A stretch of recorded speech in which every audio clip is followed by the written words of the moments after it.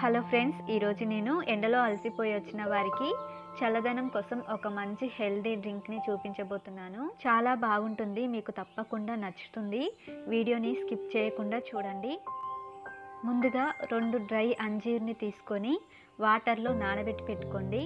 వీటిని ఇలా నానబెట్టుకోవడం వల్ల మిక్సీ జార్లో ఈజీగా నలుగుతాయి. అలాగే ఇవి వచ్చేసి గోంద్ కటీరా అండి. వీటిని యూజ్ చేయడం వల్ల ఒంటికి బాగా చలువ చేస్తుంది, చాలా హెల్దీ అండి. వీటిలో ఒక్కటి నీళ్ళలో నానబెడితే చాలు, డబుల్కి డబుల్ క్వాంటిటీగా పెరిగిపోతుంది.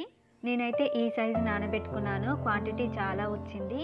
అయితే దీన్ని నీళ్ళలో వేసిన వెంటనే ఉబ్బదు, 3-4 గంటలైనా వెయిట్ చేయాలి, లేదంటే ఓవర్ నైట్ నానబెట్టుకోండి. నేనైతే ఓవర్ నైట్ నానబెట్టుకున్నాను. చూడండి ఎంత క్వాంటిటీ వచ్చిందో. ఒక్కటి నానబెట్టుకుంటే ఇంత క్వాంటిటీ వచ్చింది, ఎక్కువ నానబెట్టుకోవాల్సిన అవసరం లేదండి.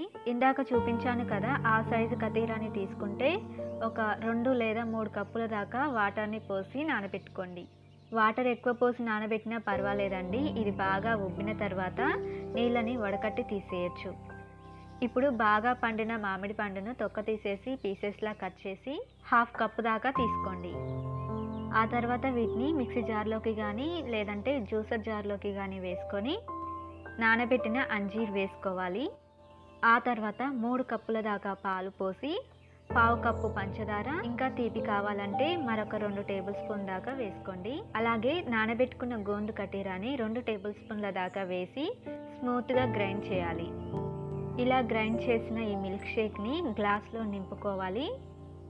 గోంద్ కతీరాని మిక్సీ జార్లో వేసి గ్రైండ్ చేసాం కదా, అలా కాకుండా ఇలా మిల్క్ షేక్ రెడీ అయిన తర్వాత కూడా డైరెక్ట్గా కలుపుకొని తాగేయచ్చు.